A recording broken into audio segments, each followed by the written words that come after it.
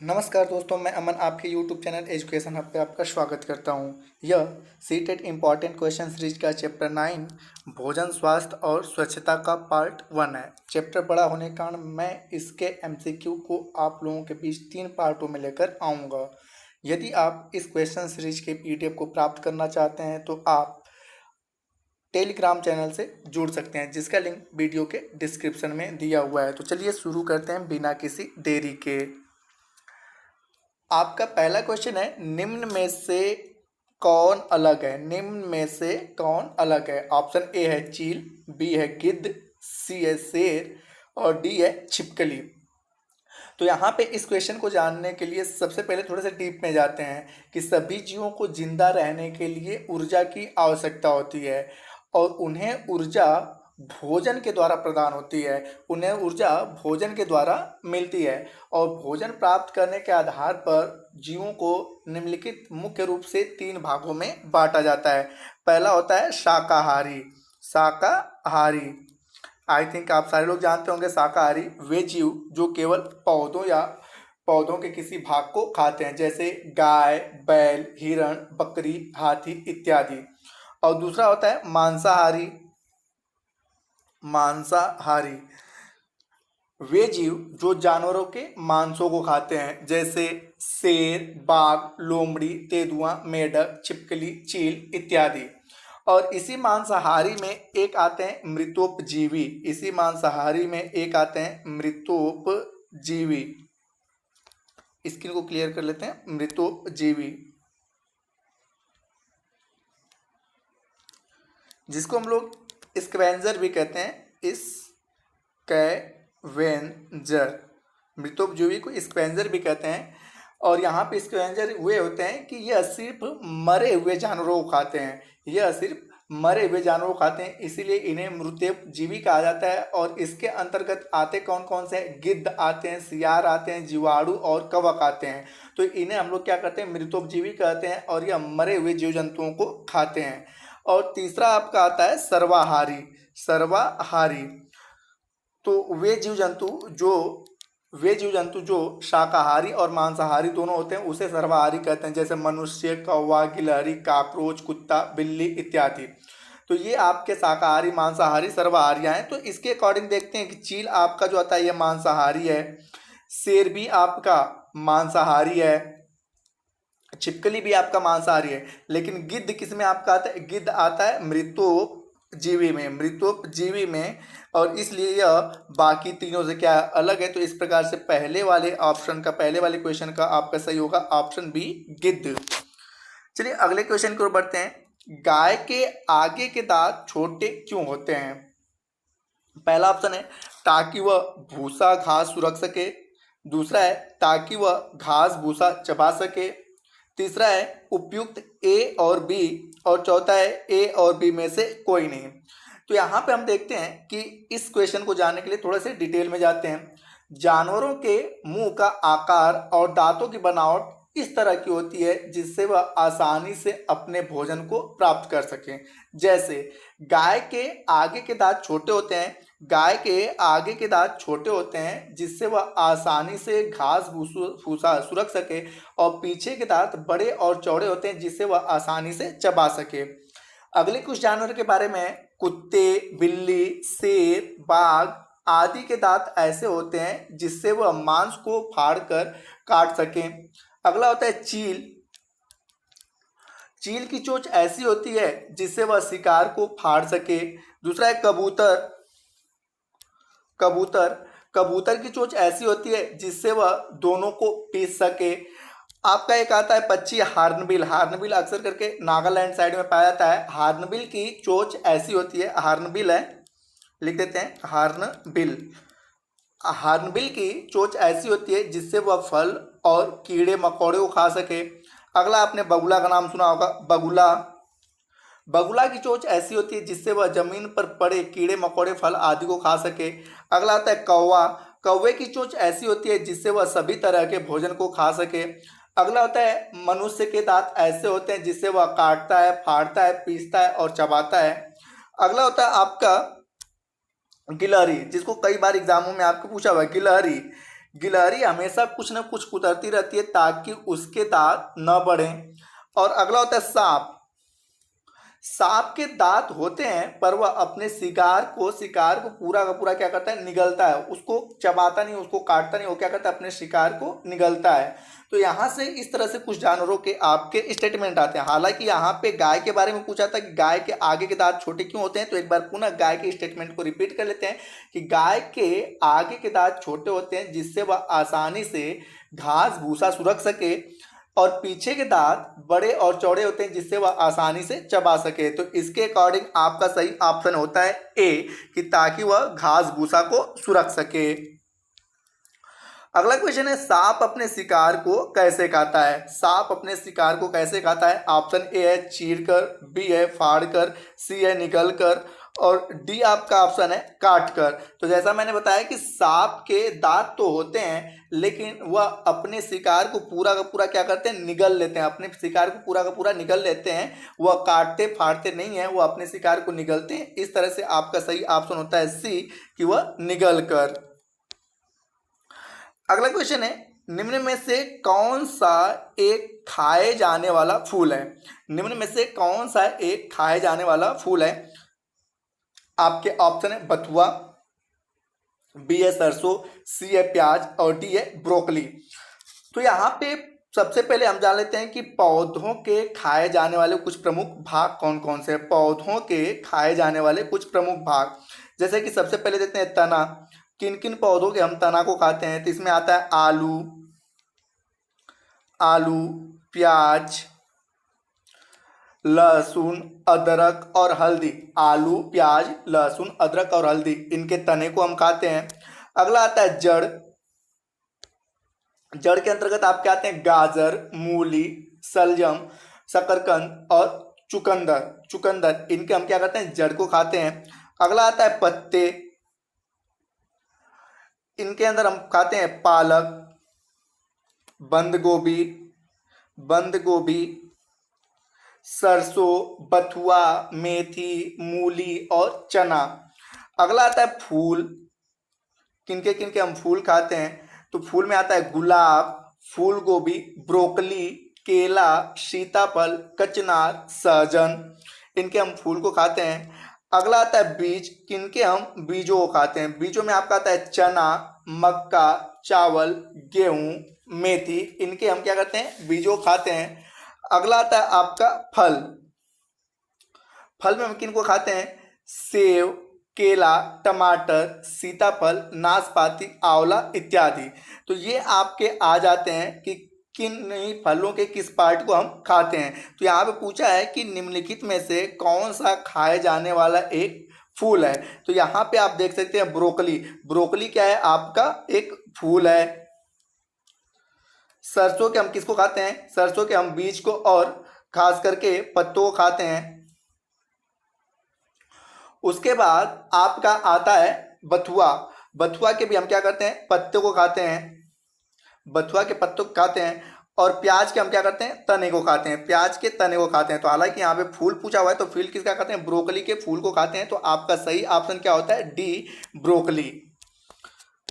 आपका अगला क्वेश्चन है, टमाटर एक है। तो मैंने अभी बताया कि फल वाले स्टेटमेंट में बताया था कि फल में किसको खाते हैं, सेब, केला, टमाटर, सीताफल, नाशपाती, आंवला, इनके हम क्या करते हैं, फल को खाते हैं। तो टमाटर क्या है, एक प्रकार का फल है। तो इस तरह से आपका ऑप्शन बी सही होता है, टमाटर क्या है, फल है। अगला क्वेश्चन है कि निम्न में से कौन सा कथन सत्य है। आपका पहला स्टेटमेंट है कि प्याज का तना और पत्ते खाए जाते हैं। दूसरा है गिलहरी सर्वाहारी होती है। तीसरा है गिद्ध सिर्फ मरे हुए जीवों को खाता है। और चौथा है उपरोक्त सभी। तो आई थिंक आपको बी वाला ऑप्शन समझ में आया होगा, गिलहरी क्या है, सर्वाहारी है। और स्पेंजर के अकॉर्डिंग मैंने बताया था गिद्ध क्या है, इसको मृतोपजीवी कहते हैं। वृद्ध क्या है, आपका स्पेंजर मृतोपजीवी है, सिर्फ मरे हुए जीव जंतु को खाता है। प्याज वाले में आपको डाउट है, तो यहाँ पे पुनः एक स्टेटमेंट को हम लोग अच्छे से देखते हैं कि कुछ पौधे ऐसे होते हैं जिनके एक से अधिक भाग को खाते हैं। कुछ पौधे ऐसे होते हैं जिनके एक से अधिक भाग को खाते हैं, जैसे कि आपका मूली। कलर चेंज कर लेते हैं। मूली, मूली को आप क्या कहते हैं, जड़ और पत्ता। मूली का जड़ और पत्ता दोनों हम खाते हैं, जड़ और पत्ते दोनों खाते हैं। दूसरा आता है केला और सीताफल, केला और सीताफल। केला और सीताफल के फल और फूल दोनों को खाते हैं। तीसरा आपका आता है चना, मेथी और सरसों, चना, मेथी और सरसों, चना, मेथी और सरसों। तो चना, मेथी, सरसों के बीज को भी खाते हैं हम और उनके पत्तों को भी खाते हैं। चना, मेथी, सरसों के बीज और पत्तों दोनों को खाते हैं। और अगला आपका आता है लहसुन और प्याज, लहसुन और प्याज। लहसुन और प्याज के हम तना और पत्ता दोनों खाते हैं, तना और पत्ता दोनों को खाते हैं। तो इस प्रकार से आपका पहला वाला स्टेटमेंट सही होता है कि प्याज के तने और पत्ते, प्याज के तने और पत्ते दोनों को हम खाते हैं। उसके बाद गिलहरी सर्वाहारी होती है, ये भी सही है आपका। और उसके बाद गिद्ध सिर्फ मरे हुए जीव जंतुओं को खाते हैं, हाँ इसीलिए इसको मृतोपजीवी या स्पेंजर कहते हैं। तो इस प्रकार से आपके चारों ऑप्शन यहाँ पर सही होते हैं, उपरोक्त सभी। अगले क्वेश्चन है शकरकंद कैसे खाया जाता है। शकरकंद कैसे खाया जाता है। ऑप्शन ए है भूनकर, बी है उबालकर, सी है तलकर और डी है ए और बी दोनों तरीकों से। मतलब ए का मतलब भूनकर और बी का मतलब उबालकर। तो आइए कुछ भोजनों के पकाने के अलग अलग तरीकों को हम देखते हैं। जैसे कि भूनकर, भूनकर कौन कौन से भोजन को हम खाते हैं। तो इसमें आता है आलू, आलू, भिंडी, शकरकंद, मक्का, चना, मूंगफली इत्यादि, इनको हम क्या करते हैं, भूनकर खाते हैं। उबालकर किसको खाते हैं, चावल, दाल, आलू, शकरकंद, मक्का, अंडा आदि, इनको उबालकर खाते हैं। तलकर किसको खाते हैं, आलू, मीट, मिर्च, पापड़, इनको हम क्या करते हैं, तलकर खाते हैं। अगला आता है सेक कर, सेक कर किसको खाते हैं। तो इसमें आपने पता होगा रोटी हम सेकते हैं, रोटी हो गया, पापड़ हो गया, ब्रेड हो गया, पिज्जा हो गया, इनको हम क्या करते हैं, सेक कर खाते हैं। और कच्चा किसको खा सकते हैं, कच्चा भी खा सकते हैं कुछ सारे फलों को हम, जैसे कि टमाटर, मूली, गाजर, खीरा, इन सब को हम क्या करते हैं, कच्चे भी खा सकते हैं। तो यहाँ पे हम शकरकंद के बारे में पूछा है कि शकरकंद को कैसे खाया जाता है। तो शकरकंद को हम क्या करते हैं कि भूनकर भी खाते हैं और शकरकंद को उबालकर भी खाते हैं। तो इस प्रकार से आपका सही ऑप्शन क्या होता है, डी ए और बी दोनों सही है कि शकरकंद को हम भूनकर भी खाएंगे और उबालकर भी खाएंगे। चलिए आपका अगला क्वेश्चन है कि मिड डे मील की शुरुआत कब हुई थी। मिड डे मील की शुरुआत कब हुई थी। ऑप्शन आपका है 2001, 2002, 2004 और 2006। तो यहाँ पर हम देखते हैं सबसे पहले कि मिड डे मील के बारे में स्टेटमेंट क्या है। तो भारत में सभी बच्चों को संतुलित आहार नहीं मिल पाता था। जब भारत आज़ाद हुआ था तो भारत में सभी बच्चों को संतुलित आहार नहीं मिल पाता था, संतुलित आहार नहीं मिल पाता था, खास तौर से गरीब बच्चों को। इसलिए सरकार ने प्राइमरी और उच्च प्राइमरी स्तर के उन सभी बच्चों को जो सरकारी स्कूल में पढ़ते हैं मुफ्त संतुलित आहार देने का निर्णय किया था किस सन में, 2001 में। यहाँ पे याद रखना कि निर्णय किया, अभी लागू नहीं हुआ है, निर्णय किया 2001 में, परंतु निर्णय को लागू किया गया 2004 में। 2004 में निर्णय को लागू किया गया 2004 में। और इस तरह से 2004 में पूरे भारत के सभी सरकारी स्कूलों में मिड डे मील योजना को शुरू कर दिया गया। और इस योजना के अंतर्गत सरकारी स्कूल में उच्च प्राइमरी स्तर तक पढ़ने वाले सभी बच्चों को दोपहर में मुफ्त संतुलित आहार दिया जाता था। तो इसके अकॉर्डिंग आपका सही ऑप्शन क्या होगा, सी वाला 2004, कि मिड डे मील की शुरुआत कब हुई थी, 2004 में हुई थी। अगला क्वेश्चन है कि मिड डे मील में आपका पहला ऑप्शन है बच्चों से खाना बनवाया जाता है। तो ये बिल्कुल गलत है, यहाँ पे मिड डे मील में बच्चों से खाना नहीं बनवाया जाता है। दूसरा है बच्चों से खाने की सामग्री मंगवाई जाती है। तो मैंने बताया कि मिड डे मील बच्चों को बिल्कुल मुफ्त दिया जाता है, वहाँ से उनको कोई सामग्री में नहीं मंगवाई जाती। तो ये भी आपका क्या है, गलत स्टेटमेंट है। और तीसरा है अध्यापक गण खाना पकाते हैं। तो आपने देखा होगा कि विभिन्न सरकारी स्कूलों में खाना बनाने के लिए अलग से लोग होते हैं, वहाँ पे अध्यापक गण खाना नहीं पकाते हैं, ये भी आपका गलत है। और उपरोक्त में से कोई नहीं। तो यह कह रहा है कि ये जो स्टेटमेंट दिए गए यह उपरोक्त में से कोई नहीं सही है, तो हम कह सकते हैं हाँ इनमें से कोई नहीं सही है। तो इस प्रकार से मिड डे मील के बारे में कोई ऑप्शन स्टेटमेंट सही नहीं है, तो आपका डी वाला ऑप्शन सही होता है। चलिए अगले क्वेश्चन के कि हमारे भोजन में कितने पोषक तत्व होने चाहिए, हमारे भोजन में कुल कितने पोषक तत्व होने चाहिए। तो हम पढ़ते हैं कि हमारे भोजन में मुख्य रूप से कुल 6 पोषक तत्व होने चाहिए। जैसा कि पहला पोषक तत्व आपका आता है कार्बोहाइड्रेट। कार्बोहाइड्रेट, अच्छा, मनुष्य के शरीर में तत्कालीन ऊर्जा की प्राप्ति के लिए व्यक्ति को कार्बोहाइड्रेट का सेवन करना चाहिए, व्यक्ति को कार्बोहाइड्रेट का सेवन करना चाहिए। और 1 ग्राम कार्बोहाइड्रेट से आपको 4.1 कैलोरी ऊर्जा प्राप्त होती है। तो कार्बोहाइड्रेट किस लिए होता है, तत्कालीन ऊर्जा के लिए हमें क्या होता है, कार्बोहाइड्रेट की आवश्यकता होती है। जिस प्रकार से आपने देखा कार्बोहाइड्रेट के सोर्सेज क्या हैं, जितने भी मीठे पदार्थ हो सभी सभी कार्बोहाइड्रेट के सोर्स हैं। और हम देखते हैं कि जब एक एथलेटिक थकता है तो तुरंत वो क्या करता है, ग्लूकोज को पीता है, थकता है तो तुरंत ग्लूकोज, और हमें बेहोशी आती है तो हमें ग्लूकोज। तो कार्बोहाइड्रेट तत्कालीन ऊर्जा के लिए होता है।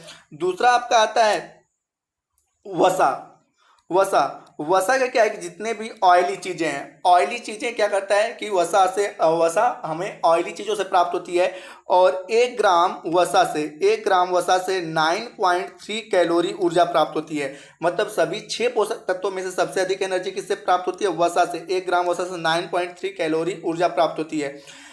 और यह हमारे शरीर के लिए घातरोधी आवरण प्रदान करता है, यह हमारे शरीर के लिए घातरोधी आवरण प्रदान करता है तथा हमारे शरीर के टेम्परेचर को मेंटेन करता है। इस चीज़ को आप ऐसे समझ सकते हैं कि हम जिस दिन बहुत ज़्यादा ऑयली चीज़ों को खा लेते हैं हमारे शरीर में बहुत ज़्यादा गर्मी होने लगती है, तो यह आपका घातरोधी आवरण प्रदान करता है, साथ ही साथ हमारे शरीर के टेम्परेचर को मेंटेन करता है। तीसरा आपका आता है प्रोटीन। प्रोटीन एक नाइट्रोजनी उर्वरक है और यह विशेष करके शरीर के वृद्धि का कार्य करता है। प्रोटीन एक नाइट्रोजनी उर्वरक है और यह शरीर के वृद्धि का कार्य करता है। और 20 अमीनो अम्ल के टूटने से प्रोटीन बनता है, 20 अमीनो अम्ल के टूटने से प्रोटीन बनता है। और 1 ग्राम प्रोटीन से 5.4 कैलोरी ऊर्जा की प्राप्ति होती है, 5.4 कैलोरी ऊर्जा की प्राप्ति होती है। और प्रोटीन के बाद अगला आता है आपका विटामिन। तो आपको याद रखना है कि विटामिन से हमें किसी भी प्रकार की ऊर्जा नहीं प्राप्त होती है और विटामिन के लिए हमें बाह्य खाद्य पदार्थों को खाना पड़ता है। और यहाँ पर विटामिन जब ऊर्जा नहीं मिलती है तो हमारे शरीर को करता क्या है, तो विटामिन हमारे शरीर के रोग प्रतिरोधक क्षमता को बढ़ाता है, विटामिन हमारे शरीर के रोग प्रतिरोधक क्षमता को बढ़ाता है। ये रहा चौथा। और पांचवा आपका होता है जल। जल क्या करता है, जल भी हमारे शरीर के टेम्परेचर को मेंटेन करता है और साथ ही साथ हमारे शरीर के जितने भी अपशिष्ट पदार्थ हैं, हमारे शरीर के जितने भी अपशिष्ट पदार्थ हैं उनको जल क्या करता है, मलमूत्र और पसीने के द्वारा बाहर निकालता है। और आपका छठवां आता है खनिज लवण। छठवां आपका आता है खनिज लवण। तो खनिज लवण क्या करता है कि हमारे शरीर में विभिन्न सारे खनिज लवणों की कमी से विभिन्न सारे रोग पैदा होते हैं, तो यह भी हमारे शरीर की रोगों से रक्षा करता है। तो इस प्रकार से हमारे भोजन में कुल कितने प्रकार के मुख्य रूप से पोषक तत्व होने चाहिए, तो ऑप्शन है 4, दूसरा है 6, तीसरा है 8 और चौथा है 10। तो यहाँ पे कुल कितने पोषक तत्व होने चाहिए, 6 पोषक तत्व होने चाहिए। अगला आपका कि मनुष्य के शरीर के लिए ऊर्जा का प्रमुख स्रोत है, मनुष्य के शरीर के लिए ऊर्जा का प्रमुख स्रोत है। तो यहाँ पे पहला ऑप्शन है सूर्य, दूसरा ऑप्शन है चंद्रमा, तीसरा ऑप्शन है कार्बोहाइड्रेट और चौथा है वसा। तो मैंने बताया कि मनुष्य को ऊर्जा के लिए तत्कालीन, यहाँ पे प्रमुख स्रोत का ये सेंस आता है कि तत्कालीन ऊर्जा का प्रमुख स्रोत क्या है, तो मनुष्य के शरीर में तत्कालीन ऊर्जा का प्रमुख स्रोत क्या है, कार्बोहाइड्रेट है। जैसे कि मैंने बताया कि जैसे ही हम लोगों को तबीयत खराब होती है या कोई एथलेटिक खेल के आता है तुरंत वो क्या करता है, ग्लूकोज की बोतल पीता है। और कोई व्यक्ति की यदि तबीयत खराब होती है तो उसको सबसे पहले ग्लूकोज की बोतल को चढ़ाया जाता है, क्योंकि हमारी बेसिक नीड है, क्योंकि कार्बोहाइड्रेट से हमें तुरंत ऊर्जा प्राप्त होती है।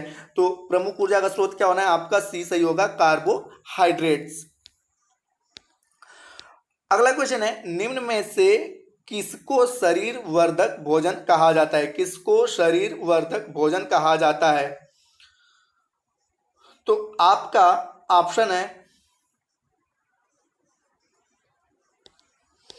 आपका ऑप्शन है कार्बोहाइड्रेट्स, दूसरा है प्रोटीन, तीसरा है विटामिन और चौथा है वसा। तो यहाँ पे मैंने बताया था कार्बोहाइड्रेट से हमें तत्कालीन ऊर्जा मिलती है और 1 ग्राम कार्बोहाइड्रेट से 4.1 कैलोरी ऊर्जा मिलती है। प्रोटीन क्या करता है कि हमारे शरीर में वृद्धि करता है, क्योंकि प्रोटीन एक नाइट्रोजनी उर्वरक है और इसको इस प्रकार से आप समझ सकते हैं कि यूरिया में सबसे अधिक क्या होता है, नाइट्रोजन। यूरिया में सबसे अधिक क्या होता है, नाइट्रोजन। और जब हम देखते हैं कि हमारे फसलों में वृद्धि नहीं होती है तो हम किसका छिड़काव करते हैं, यूरिया का, और तुरंत हमारे फसलों में वृद्धि हो जाती है। तो सेम उसी प्रकार से प्रोटीन भी क्या है, एक प्रकार का नाइट्रोजनी उर्वरक है। और जब कोई छोटा बच्चा होता है, प्रोटीन का सबसे अच्छा स्रोत क्या है आपको पता होना चाहिए, प्रोटीन का सबसे अच्छा स्रोत है दाल। और छोटे बच्चों को अक्सर करके क्या पिलाने की सलाह दी जाती है, दाल, क्योंकि प्रोटीन पिएगा तो उसके शरीर में क्या होगी, वृद्धि होगी। तो यहाँ पे शरीर वर्धक भोजन के बारे में कहा रहा है कि शरीर के वृद्धि के लिए भोजन कौन है, तो आपका प्रोटीन होगा। और विटामिन के बारे में बताया कि यह रोग प्रतिरोधक क्षमता को बढ़ाता है और वसा हमारे शरीर को आघातों से रोकता है और साथ साथ हमारे शरीर के टेम्परेचर को मेंटेन करता है। तो यहाँ पे शरीर वर्धक भोजन के बारे में पूछा है, तो शरीर वर्धक भोजन कौन सा है, आपका बी, प्रोटीन शरीर वर्धक भोजन है। अगला क्वेश्चन आपका है कि निम्नलिखित कार्यों पर विचार करिए। पहला, इस पोषक तत्व से हमें ऊर्जा मिलती है। दूसरा, यह हमारे शरीर के अंगों को बाहरी झटकों से बचाता है। उपरोक्त कार्य निम्न में से किस पोषक तत्व से संबंधित है, तो यहां पर आपके ऑप्शन है वसा, दूसरा है कार्बोहाइड्रेट, तीसरा है जल और चौथा है प्रोटीन। तो हमने देखा कि कार्बोहाइड्रेट क्या करता है, केवल ऊर्जा प्रदान करता है।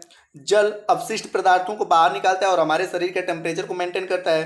प्रोटीन से ऊर्जा तो मिलती है और साथ ही साथ यह शरीर में वृद्धि करता है और यह झटकों से नहीं बचाता है। तो बचता क्या, आपका वसा। वसा से हमें 1 ग्राम सबसे अधिक एनर्जी हमें किससे मिलती है, वसा से। 1 ग्राम वसा से 9.3 कैलोरी ऊर्जा, 1 ग्राम वसा से 9.3 कैलोरी ऊर्जा मिलती है और साथ ही साथ यह हमारे शरीर के लिए घात रोधी आवरण भी प्रदान करता है, अर्थात हमारे शरीर को बाहरी झटकों से बचाता है। तो यह स्टेटमेंट टोटल किसके लिए आता है, आपका वसा के लिए। तो इस प्रकार से आपका ऑप्शन ए सही होता है, वसा। अगला क्वेश्चन है, निम्न में से कौन सा पोषक तत्व हमें कोई पोषक तत्व प्रदान नहीं करता किंतु फिर भी वह हमारे संतुलित आहार का अहम हिस्सा है। आपका आता है पहला खनिज, दूसरा है रुक्षांश और तीसरा है प्रोटीन और चौथा है विटामिन। तो यहाँ पे खनिज के बारे में मैंने आपको बताया, खनिज क्या है कि हमारे शरीर को रोग प्रतिरोधक क्षमता को बढ़ाता है। खनिज हमारे शरीर के रोग प्रतिरोधक क्षमता को बढ़ाता है। प्रोटीन को मैंने बताया कि यह शरीर वर्धक है, ऊर्जा इससे प्रदान होती है। विटामिन से कोई ऊर्जा नहीं प्रदान होती है, फिर भी यह हमारे शरीर के रोग प्रतिरोधक क्षमता को बढ़ाता है, विभिन्न सारे रोगों से बचाता है। रुक्षांश, यहाँ पे नाम थोड़ा सा टेढ़ा है, रुक्षांश को हम लोग आहारी रेशे कहते हैं। आहारी रेशे वे भोजन जिसमें रेशा हो, जैसे कि इसमें क्या होता है, साबुत अनाज, छिलके वाली दालें, ताजे फल, सब्जियां इत्यादि, इन्हें हम क्या कहते हैं, आहारी रेशे कह लेते हैं या रुक्षांश कहते हैं। और यह यह हमें ऊर्जा तो प्रदान नहीं करता है, लेकिन ये हमारे संतुलित आहार का क्या है, अहम हिस्सा है। तो यह पूरा स्टेटमेंट किसके लिए आता है, बी वाले के स्टेटमेंट में आता है कि इसे हम क्या कहेंगे, रुक्षांश या आहारी रेशे कहेंगे। 15 वाला क्वेश्चन आपका है कि जल के कार्यों पर विचार कीजिए। जल हम शरीर के अंदर पोषक तत्वों को अवशोषित करता है और दूसरा है जल हमारे शरीर से अपशिष्ट पदार्थों को बाहर निकालने में मदद करता है। तो जैसा कि मैंने बताया कि जल का अवशोषण होता है आपके बड़ी आंत में, जल का अवशोषण होता है बड़ी आंत में, और जहाँ से वह जल का अवशोषण बड़ी आंत में होता है और वहाँ से जल का अवशोषण होता है और वहाँ से अपशिष्ट पदार्थों को जल क्या करता है, मल मूत्र के द्वारा, पसीने स्वेदन के द्वारा उन सारे अपशिष्ट पदार्थों को बाहर निकालती है। और आगे लिखा है कि उपरोक्त कथनों में से कौन सा कथन असत्य है। तो यहाँ पे पहला वाला भी कथन सत्य है और दूसरा वाला भी कथन क्या है, सत्य है। तो यहाँ पे स्टेटमेंट देखते हैं तो डी वाला आता है कि ना तो 1 असत्य है, ना तो दूसरा असत्य है। तो आई थिंक, और यहाँ पे क्या होगा, सही होगा आपका डी वाला ऑप्शन, कि डी वाला ना तो पहला असत्य है ना तो दूसरा असत्य है। अगला क्वेश्चन है, चटनी बनाना, जैम बनाना, अचार बनाना प्रक्रियाएं संबंधित हैं। तो यहाँ पे चटनी बनाना पहला आपका ऑप्शन है कि भोजन के संरक्षण में, दूसरा है भोजन के पकाने में, तीसरा है मनुष्य की पाकशाला में, और चौथा है आपका सभी में।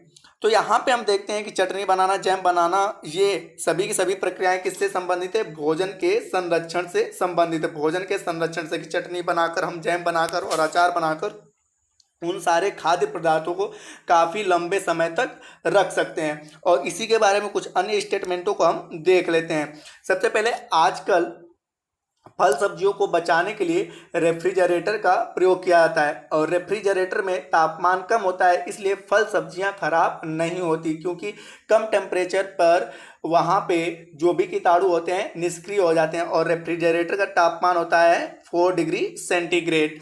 अगला आता है कि आलू, प्याज, लहसुन को नमी से बचाकर खुले में रखा जाता है। यदि उसको नमी में रखा जाएगा तो क्या हो जाएगा? सड़ जाएंगे।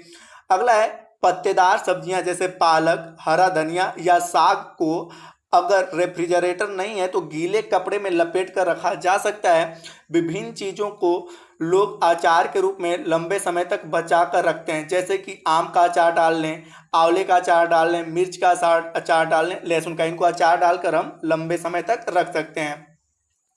अगला आता है कि कुछ चीज़ों को लोग चटनी बनाकर कुछ दिनों तक रखते हैं, जैसे कि आम की चटनी, मिर्च की चटनी, धनिया की चटनी या पुदीने की चटनी, इनको चटनी बनाकर कुछ दिनों तक हम रख सकते हैं। अगला है कुछ चीज़ों को सुखाकर रखते हैं ताकि वह लंबे समय तक चले, जैसे कि आपका मेथी को सुखाकर रख दिया गया। प्रेजेंट टाइम में आलू के चिप्स को सुखाकर रख दिया गया, इनको काफ़ी लंबे समय तक चलता है। अगला आता है कुछ चीज़ों को हम भून कर लंबे समय तक संरक्षित रख सकते हैं, जैसे कि चना और मूंगफली। चना और मूंगफली को हम भून कर लंबे समय तक रख सकते हैं। कुछ चीज़ों को जैम या सॉस के रूप में लंबे समय तक संरक्षित रखा जा सकता है, और दूध को उबाल कर रखा जाता है ताकि वह जल्द खराब ना हो। तो यह कुछ इसके बारे में स्टेटमेंट आए। तो हालांकि यहाँ पे चटनी बनाना, जैम बनाना, अचार बनाना की प्रक्रिया संबंधित है, तो किससे? आपके भोजन के संरक्षण से संबंधित यह क्या है? प्रक्रिया है।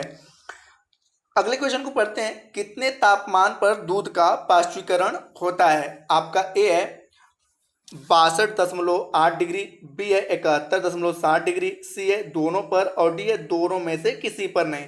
तो आइए हम पाश्चुरीकरण के बारे में थोड़ा सा जानते हैं। थैली वाला दूध पाश्चुरीकृत दूध होता है, और इस दूध को 62.8, मतलब यहाँ पे जो पहला है, इस दूध को 62.8 डिग्री पर 30 मिनट तक के लिए, 30 मिनट तक के लिए, या 71.7 डिग्री सेंटीग्रेड पर 30 सेकेंड के लिए, 30 सेकेंड के लिए उबाल कर और ठंडा करके थैले में पैक कर दिया जाता है, जिससे कि वह जल्द खराब नहीं होता है। और इसी विधि को हम क्या कहते हैं? पाश्चुरीकरण कहा जाता है। और इस विधि की खोज किसने की थी? लुई पास्चर ने। इस विधि की खोज किसने की थी? लुई पास्चर ने। तो यहाँ से पूछा है कितने तापमान पर दूध का पाश्चुरीकरण किया जाता है। तो यदि हम 62 डिग्री पे करें तो कितने टाइम तक उबालना पड़ेगा? 30 मिनट तक। और यदि हम 71.7 डिग्री पे करें तो कितने टाइम तक? आपका 30 सेकेंड तक उसको पाश्चुरीकृत। तो यहाँ पे क्या होगा कि यहाँ पे दूध के पाश्चुरीकरण के लिए हम दोनों टेम्परेचर को यूज कर सकते हैं। तो यहाँ पे सी वाला ऑप्शन आपका सही होता है, दोनों पर। आगे बढ़ते हैं। किस क्षेत्र के लोग मछली और चावल ज़्यादा खाते हैं? किस क्षेत्र के लोग मछली और चावल ज़्यादा खाते हैं? पहला है उत्तरी क्षेत्र, दूसरा है दक्षिणी क्षेत्र, तीसरा है तटीय क्षेत्र, और चौथा है उत्तर पूर्वी क्षेत्र। तो अब हम यहाँ पे देखते हैं कि जिस क्षेत्र में जिस चीज़ की उपज सबसे ज़्यादा होती है वहाँ पर उन चीज़ों को ही लोग अधिक मात्रा में खाते हैं। जैसे कि हम लोग खास करके उत्तर प्रदेश के हैं, तो उत्तर भारत में क्या होता है कि गेहूं और चावल लगभग एक समान मात्रा में होता है, फिर भी उत्तर भारत में आपके गेहूं की खेती अधिक होती है, जिसके कारण यहाँ पर हम अक्सर देखते हैं कि ज़्यादा से ज़्यादा लोग क्या रोटियों को खाते हुए मिल जाते हैं। दक्षिण भारत के क्षेत्र पठारी इलाकों में आपके अलग अलग क्षेत्र में अलग अलग खेतियां होती हैं, वहाँ पे अलग अलग खाद्य विभिन्न सारे भोजन हो जाते हैं। तटवर्ती क्षेत्र में जो आपके भारत का तटवर्ती क्षेत्र है, जो 9 राज्य तटीय सीमा बनाते हैं, तो तटवर्ती क्षेत्र में धान की खेती के लिए सबसे अच्छा खासा यहाँ पे पानी मिल जाता है, और तटवर्ती क्षेत्रों से इन्हें अच्छी खासी मछलियाँ भी मिल जाती हैं, और जिसके कारण इनका प्रमुख भोजन क्या हो जाता है? चावल और मछली। इनका प्रमुख भोजन क्या हो जाता है? आपका चावल और मछली। तो इस प्रकार से आपका सही ऑप्शन क्या होता है? सी, कि तटवर्ती क्षेत्रों में चावल और मछलियाँ ज़्यादा लोग खाते हैं। और इस चीज़ को विशेष याद रखिएगा कि जिस जगह पे जिसकी उपज अधिक होती है उसी चीज़ को उस जगह पर अधिक मात्रा में लोग खाते हैं। अगला क्वेश्चन है कि सुमेलित कीजिए, और यहाँ पे स्टेट के नाम दिए गए और उसके सामने वहाँ पर कौन सा प्रमुख वहाँ का व्यंजन है। तो यहाँ पे हम देखते हैं असम। असम का प्रमुख व्यंजन है मसूर टेंगा। गुजरात का प्रमुख व्यंजन है खांडवी। नागालैंड का है मोमोज। मेघालय का है तुंगतप। तो इस अकॉर्डिंग आपका ए का पहला सही है, बी का दूसरा, सी का तीसरा और डी का चौथा। तो आगे देखते हैं, कूट दिया है ए वाले में, तो इसके अकॉर्डिंग आपका ए ऑप्शन ही सही होता है।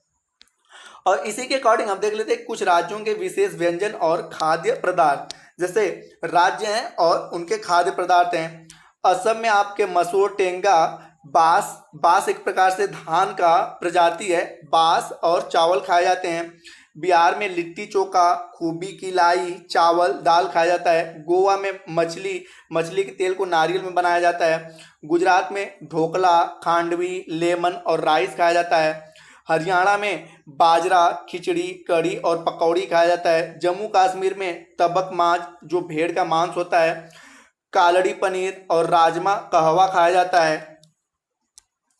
झारखंड में रुगड़ा मड़ुआ रोटी खाया जाता है। मध्य प्रदेश में भुट्टे की खीर खाया जाता है। महाराष्ट्र में साग पूरी, पाव भाजी खाया जाता है।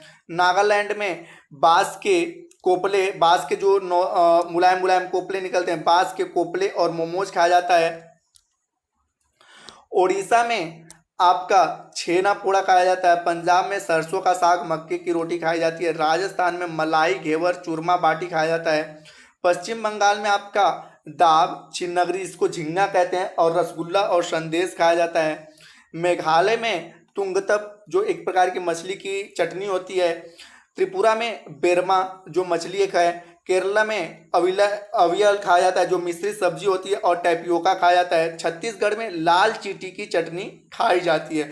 तो यह प्रमुख स्टेट रहे और वहाँ के कुछ प्रमुख व्यंजन रहे। अगला आपका है कि किस राज्य में टैपियोका खाया जाता है। तो अभी मैंने बताया कि किस राज्य में, आपके ऑप्शन है बिहार, त्रिपुरा, जम्मू कश्मीर और केरल। बिहार, त्रिपुरा, जम्मू कश्मीर और केरल। तो मैंने बताया कि बिहार का प्रमुख भोजन क्या आ जाता है, आपका लिट्टी चोखा आ जाता है। त्रिपुरा का आपका बेरमा आ जाता है। जम्मू कश्मीर का आपका तकबगज होता है आपका, जिसको भेड़ की मांस कह लेते हैं। और केरल में आपका क्या, टैपियोका। केरल में आपका टैपियोका खाया जाता है। तो इस प्रकार से आपका सही ऑप्शन क्या होता है, केरल। टैपियोका किस राज्य में खाया जाता है, तो केरल में खाया जाता है। अगला आपका क्वेश्चन है कि मध्य प्रदेश का प्रसिद्ध व्यंजन है। आपका पहला ऑप्शन है मडुआ रोटी, दूसरा है भुट्टे की खीर, तीसरा है छेना पोड़ा और चौथा है बेरमा। तो यहाँ पे देखते हैं, मडुआ रोटी जो है प्रसिद्ध व्यंजन है झारखंड का। भुट्टे की खीर आपका प्रसिद्ध है मध्य प्रदेश का। छेना पोड़ा आपका ओडिशा का, और बेरमा जो है आपका त्रिपुरा का प्रसिद्ध व्यंजन है। तो यहाँ पे मध्य प्रदेश के बारे में पूछा है, तो मध्य प्रदेश का प्रसिद्ध व्यंजन क्या है, आपका भुट्टे की खीर है। तो इस प्रकार से ऑप्शन बी आपका सही होता है। अगला क्वेश्चन है, निम्न में से जीवाणु जनित रोग कौन सा है। निम्न में से जीवाणु जनित रोग कौन सा है। तो यहाँ पे आपके चार ऑप्शन है। पहला है कोढ़, दूसरा है निमोनिया, तीसरा है तपेदिक और चौथा है सभी। तो यहाँ पे हम देखते हैं कि जो कोढ़ होता है वह माइकोबैक्टीरिया लेप्री नामक जीवाणु से होता है। माइक्रोबैक्टीरिया लेप्री नामक जीवाणु से होता है। निमोनिया नामक जीवाणु से होता है। तपेदिक जिसको हम लोग टीबी या क्षय रोग भी कह लेते हैं, टीबी या क्षय रोग भी कहते हैं। और यह होता है माइकोबैक्टीरियम ट्यूबरकुलोसिस, माइकोबैक्टीरियम ट्यूबरकुलोसिस नामक जीवाणु से होता है। तो हम देखते हैं कि यहाँ पे तीनों के तीनों रोग किससे होने वाले हैं, जीवाणु से होने वाले हैं। तो इस प्रकार से आपका सही ऑप्शन क्या होगा, डी, कि सभी के सभी किससे होने वाले रोग हैं, जीवाणु से। अगला क्वेश्चन है कि किस बीमारियों के लिए डीपीटी का टीका दिया जाता है। डीपीटी का टीका, तो यहाँ पे डीपीटी का फुल फॉर्म होता है, डी से होता है डिप्थीरिया, पी से होता है परट्यूटिस, और टी से होता है टिटनेस, पी से होता है पर्ट्यूसिस और टी से होता है टिटनेस। तो और पर्ट्यूटिस का मतलब होता है काली खांसी। तो यहाँ पे डीपीटी का टीका किसके लिए लगाया जाता है? डिप्थीरिया, काली खांसी और टिटनेस के लिए। तो यहाँ पे आपका सही ऑप्शन होता है ए वाला, कि यहाँ पे डीपीटी का टीका काली खांसी, डिप्थीरिया और टिटनेस के लिए लगाया जाता है। अगला क्वेश्चन है, कौन सी बीमारी चूहों के द्वारा फैलती है? कौन सी बीमारी चूहों के द्वारा फैलती है? तो यहाँ पर निमोनिया, मैंने बताया निमोनिया नामक जीवाणु से फैलता है। पोलियो जो है, पोलियो नामक विषाणु से फैलता है, पोलियो नामक विषाणु से फैलता है। उसके बाद प्लेग, प्लेग जो है पास्चुरेला पेस्टिस, पास्चुरेला पेस्टिस नामक वायरस से फैलता है। और इसके वाहक कौन होते हैं? चूहे होते हैं। इनके वाहक कौन होते हैं? चूहे होते हैं। और कोड जैसा कि मैंने बताया कि माइक्रोबैक्टीरियम लेप्री नामक जीवाणु से होता है, माइक्रोबैक्टीरियम लेप्री नामक जीवाणु से होता है। तो यहाँ से पूछा है कौन सी बीमारी चूहों के द्वारा फैलती है? तो कौन सी बीमारी? तो प्लेग जो है वह क्या होता है? चूहों के द्वारा फैलता है। और यहाँ पे उस जीव का नाम क्या होता है? आपका पास्चुरेला पेस्टिस, पास्चुरेला पेस्टिस होता है।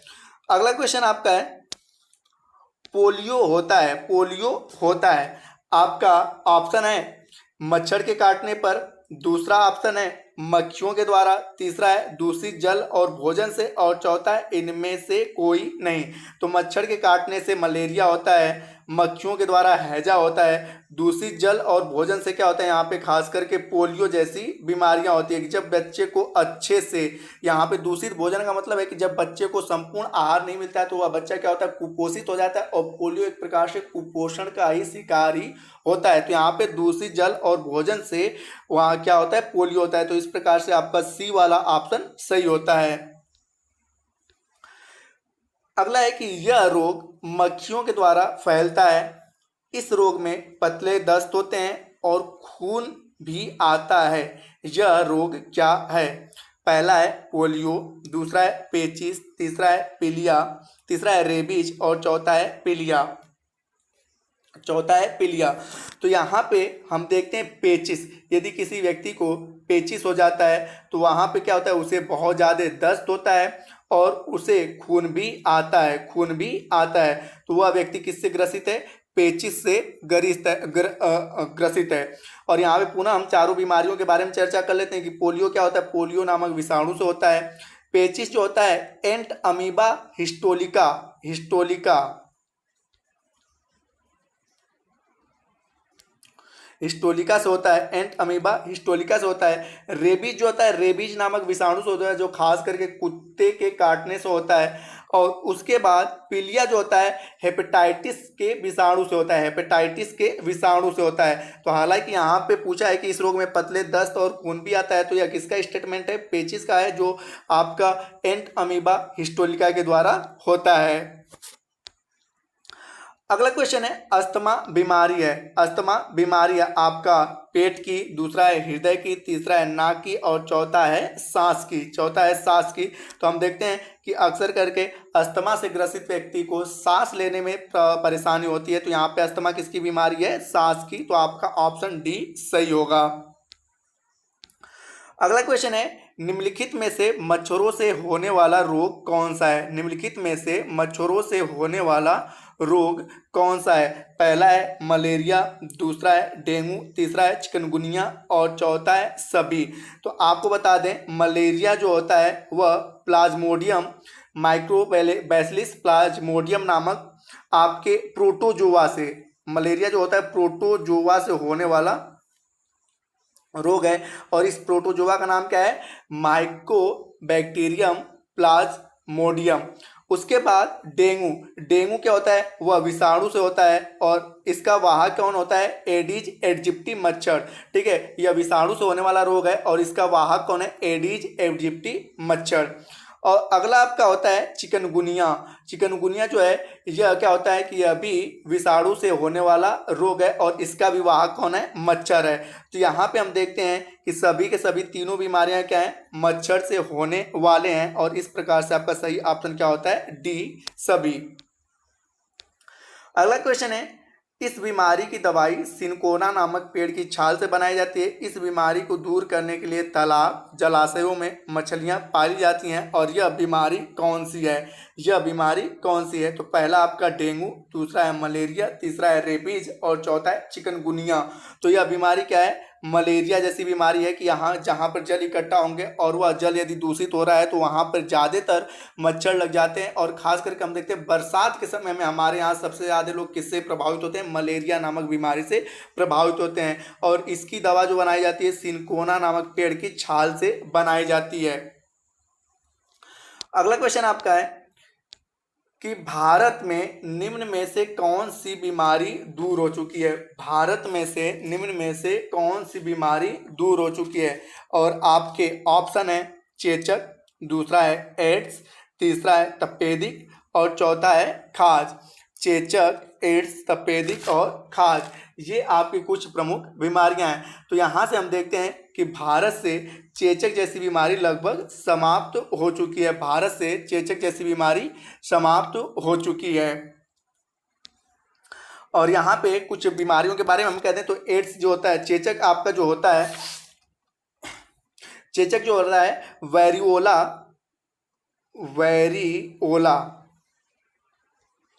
वेरियोला विषाणु से होता है। चेचक जो होता है वेरियोला विषाणु से होता है।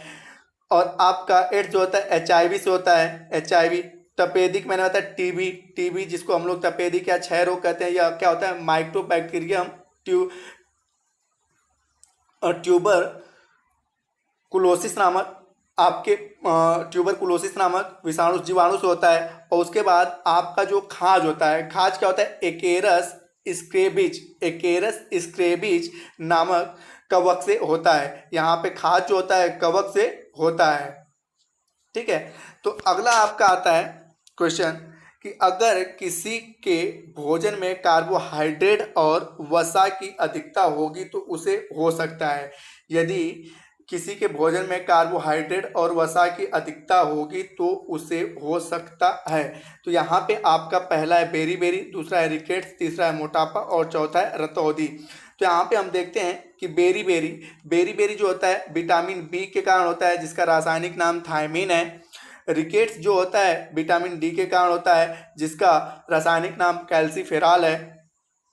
मोटापा जो होता है वह खास करके कार्बोहाइड्रेट और वसा से होता है। और उसके बाद रतौंधी जो है विटामिन ए की कमी के कारण होता है, जिसका नाम क्या, रासायनिक नाम क्या आता है? रेटिनाल आता है। तो यहाँ पे पूछा है कार्बोहाइड्रेट और वसा की अधिकता से क्या होगा? तो व्यक्ति के शरीर क्या होगा? मोटापा हुआ, अधिक मोटा हो जाएगा। अगला है जल में घुलनशील विटामिन है। ऑप्शन आपका बी और सी, दूसरा है ए और डी, तीसरा है के और बी और चौथा है ई और के। तो यहाँ पर मुख्य रूप से आपके 6 विटामिन होते हैं, A B C D E और के। तो इनमें से आपका क्या होता है कि बी और सी क्या होते हैं? आपके जल में घुलनशील होते हैं। और ए डी ई और के जो विटामिन होते हैं ये क्या होते हैं? आपके वसा में घुलनशील होते हैं। ए डी ई के विटामिन जो होते हैं वसा में घुलनशील होते हैं। तो यहाँ पे पूछा है जल में घुलनशील विटामिन कौन से हैं? तो विटामिन बी और सी क्या है? जल में घुलनशील है। और इसके अकॉर्डिंग आपका ऑप्शन ए सही होता है।